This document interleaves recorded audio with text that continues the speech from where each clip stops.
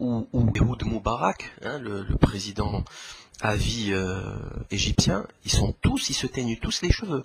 Ils ont tous 85 ans, ils se teignent les cheveux. Vous vous rendez compte de cette folie? Ils sont pleins de chirurgie esthétique. C'est horrible, c'est minable, c'est minable.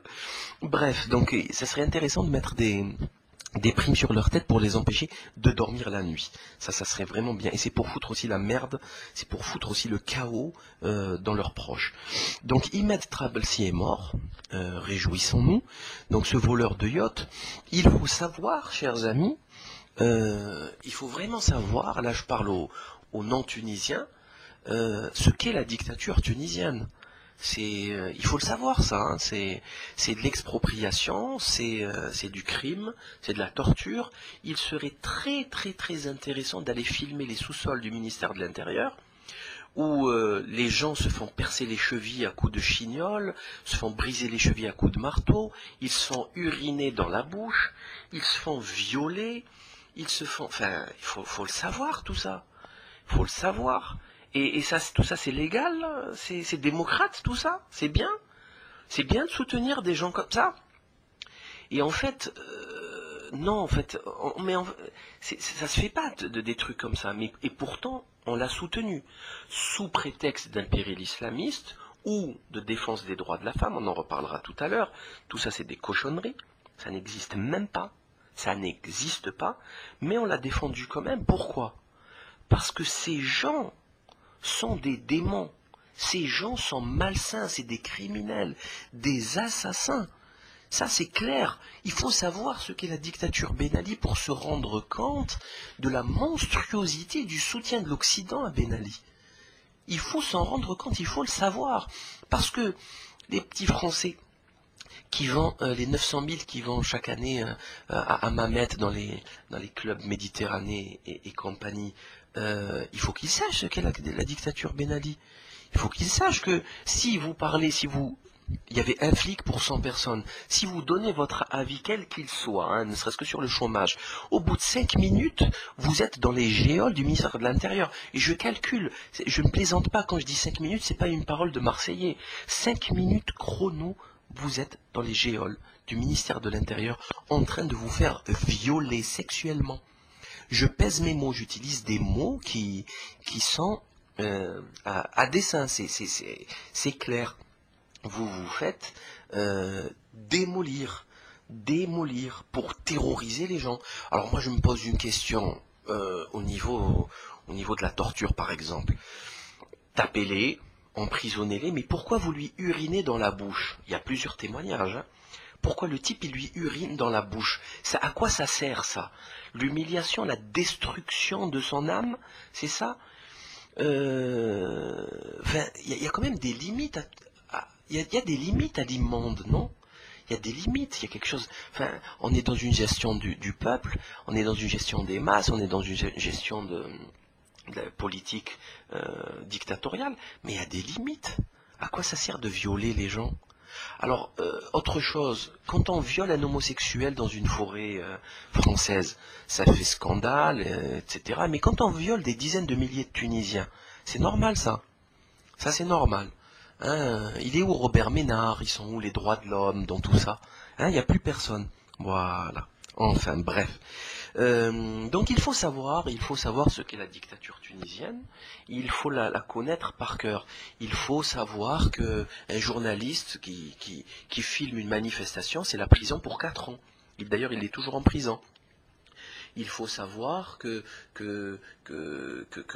qu'on listait chaque musulman qui faisait la prière dans les mosquées. On écrivait le nom des musulmans. Alors là, je le répète, celui qui se levait pour faire la prière du Fajr, lui, c'était Ben Laden à côté, c'est rien. Hein. D'ailleurs, il n'existe même pas. Bref, il faut savoir en France, les consulats, l'ambassade de Tunisie en France, les différents consulats, ils menaçaient les Tunisiens. Il faut savoir qu'il y a des Tunisiens qui ont été jugés par contumace, qui ont parlé en France, qui ont critiqué en France le régime criminel assassin tunisien, et qui se sont retrouvés jugés en Tunisie, et lorsqu'ils sont descendus en vacances, ils ont été emprisonnés. Il faut savoir qu'il y a un imam à Marseille qui a fait 8 mois de prison en Tunisie, un imam marseillais. Que tout le monde connaît d'ailleurs, qui a fait 8 mois de prison.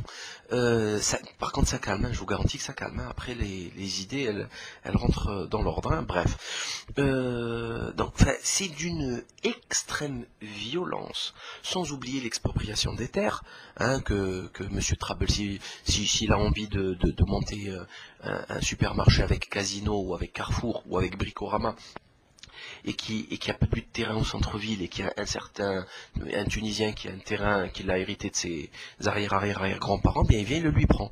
Et il l'oblige avec un pistolet sur la tempe à signer chez le notaire, et juste derrière, il le fout en prison. Il le torture un peu, il attend qu'il meure. Ça tombe bien. Et après, il se retrouve propriétaire du bien. Ce qui explique la haine et d'avoir brûlé systématiquement tous les biens des proches des Ben Ali, Trabelsi, Mbarki, etc. Et c'est une très bonne chose. C'est une très très bonne chose. L'Occident ne lâchera pas, je vous le garantis. L'infiltration des mouvements se fera comme toujours par l'étranger. Il faut faire très attention, je vous le dis tout de suite, aux sionards. Hein, c'est évidemment la 5e colonne qui va être en marche. L'élite, la 5e colonne, toujours la 5e colonne, c'est l'élite occidentalisée dégénérée, hein, tunisoise, bâtarde, car sans culture et sans tradition. Sans tradition avec un grand T, hein, je m'entends. C'est toujours la même chose, hein, c'est une élite qui se croit intelligente, qui parle très très bien français et qui fricote avec l'Occident depuis toujours et qui a honte de sa culture, qui ne représente absolument pas le peuple tunisien, et il faut que vous soyez très vigilants, très très vigilants. Zine el-Fasidine Ben Ali n'est plus. Et c'est merveilleux. Il n'y a eu que le surbotoxé Kadhafi pour le soutenir et dire qu'il était le président légal de la Tunisie. Qu'est-ce qu'il appelle légal? Ça, c'est très intéressant. Parce que, bon, l'étran Ben Ali a été rejeté par tout le peuple. Et si on s'estime en démocratie, bon, le peuple a parlé, du coup, il n'y a plus aucune légitimité, donc il n'y a plus aucune légalité.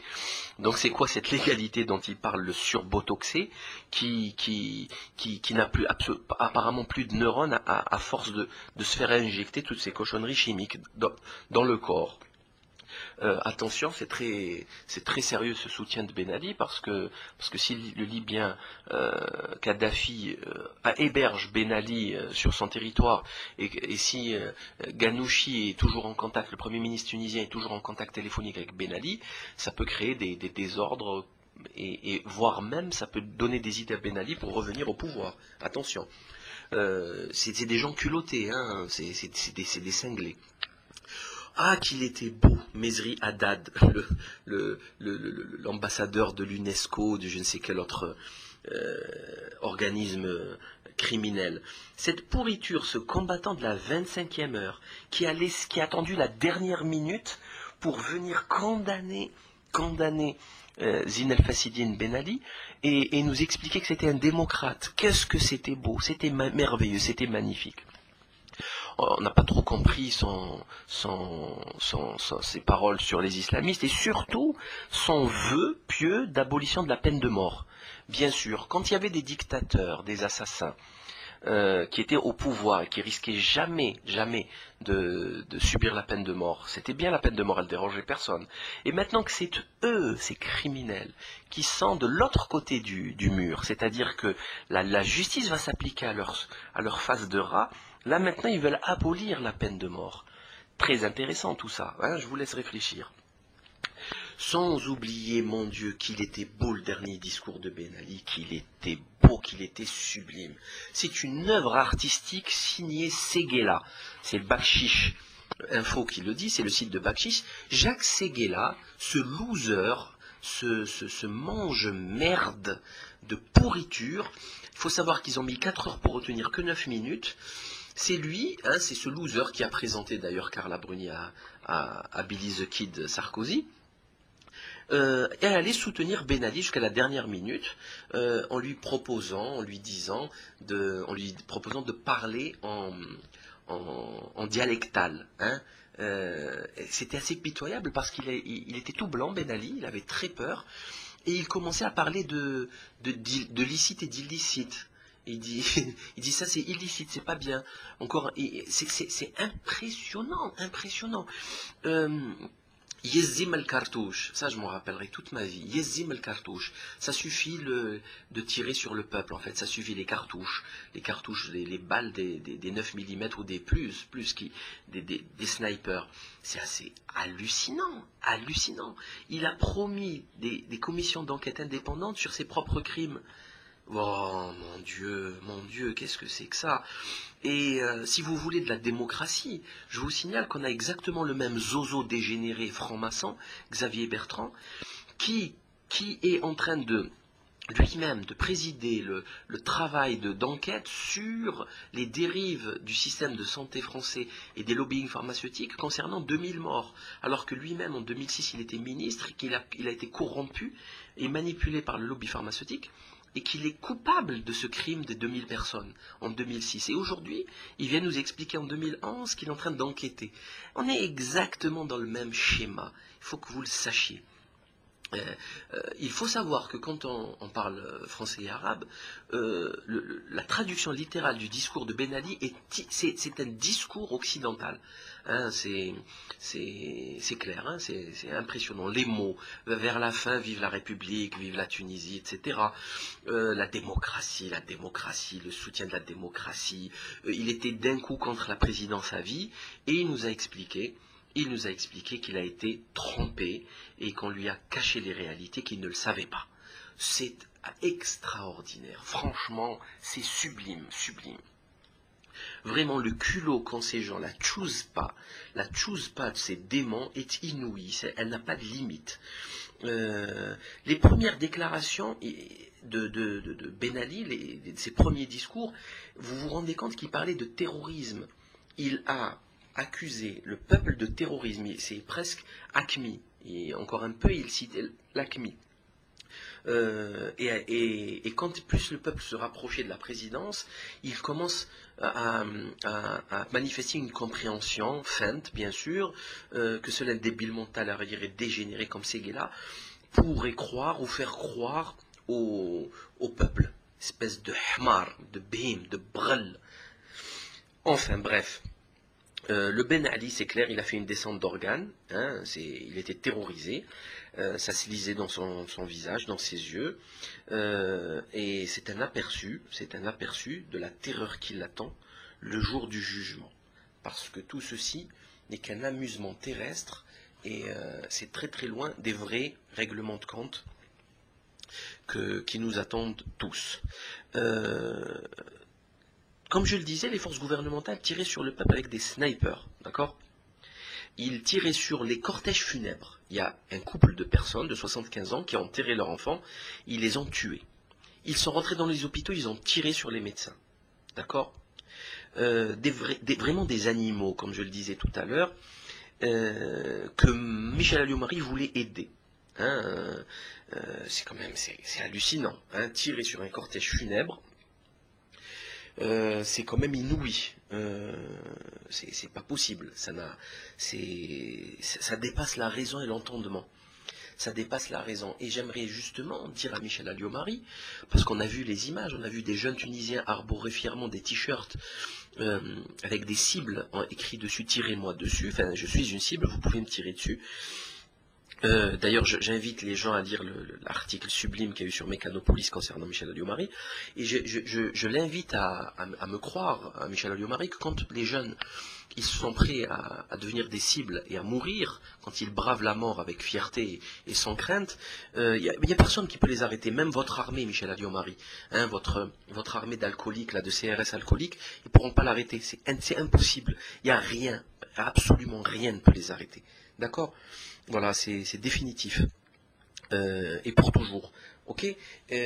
Donc Michel Alliot-Marie, complice d'un régime de terreur qui a causé des dizaines de milliers de morts, de tortures, d'exilés, de spoliations, tout ça pour aller passer des vacances à je ne sais